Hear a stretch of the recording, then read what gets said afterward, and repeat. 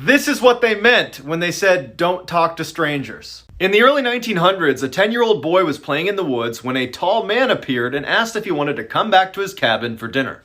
Totally caught off guard, the boy reluctantly agrees and begins walking. When they get to the cabin, the boy is relieved when he sees Paul, a family friend, sitting on the porch, so the boy happily goes inside. After they eat, the boy says thank you to the strange tall man, says bye to Paul, and then he leaves. He had only walked a few steps when he sees his family, along with Paul, running up the path towards him, frantically asking if he was okay. Confused, the boy says, "I'm just fine," and he looks at Paul and he's like, "Why didn't you tell them I was with you at the cabin?" And he points over his shoulder. Paul glances over the boy's shoulder and then narrows his eyes and says, "You were kidnapped by a cult 3 days ago. No one's seen you." Terrified, the boy turns around to look at the cabin he just came from, and it's gone. All he sees is a dark forest that stretches for miles. This is why you should always sleep with your lights on.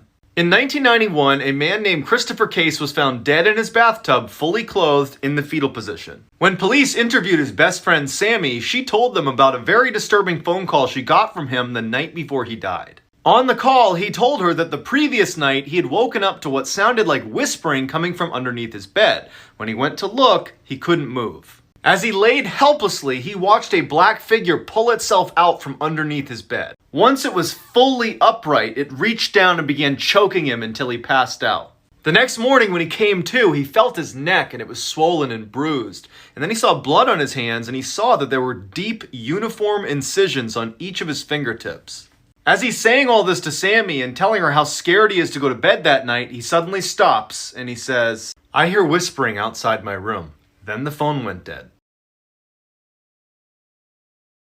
This is why you should never explore abandoned ships. In 2014, the US Navy decided to decommission one of its oldest ships, so it brought it into port to be broken down for scrap. Before workers were allowed to actually start breaking it down, the foreman had to go on board and take pictures of every room. So late one night, the foreman spends about an hour walking through this abandoned ship with a flashlight, taking about 100 pictures. When he was done, he emailed the pictures to his boss, who quickly wrote back, "Who's the guy with the axe?" The foreman had no idea what he was talking about, but he noticed the boss had attached one of the pictures that he had just sent him.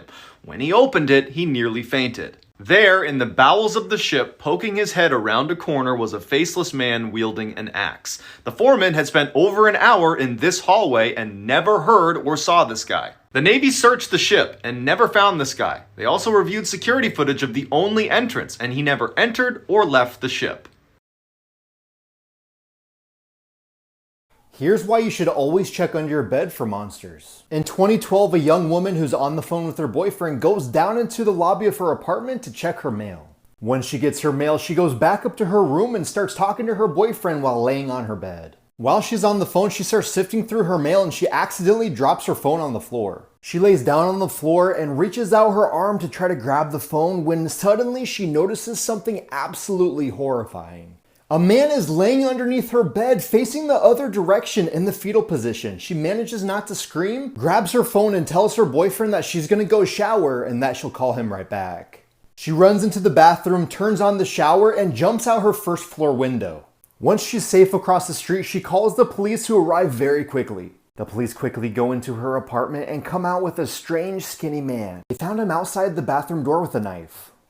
Believe it or not, this is a well-documented, true story. In 1947, an American ship picked up a horrifying distress signal coming from an unidentified vessel. The first transmission was all officers, including the captain, are dead. The next transmission was the whole crew is dead. The last transmission was I die, and then silence. The Americans trace the signal back to a ship that's drifting off in the middle of the Indian Ocean. They quickly assemble a rescue team who boards the ship. They find the entire crew has perished in the exact same position. They are on their backs with their hands up as if fighting with some unseen force, and they look like this.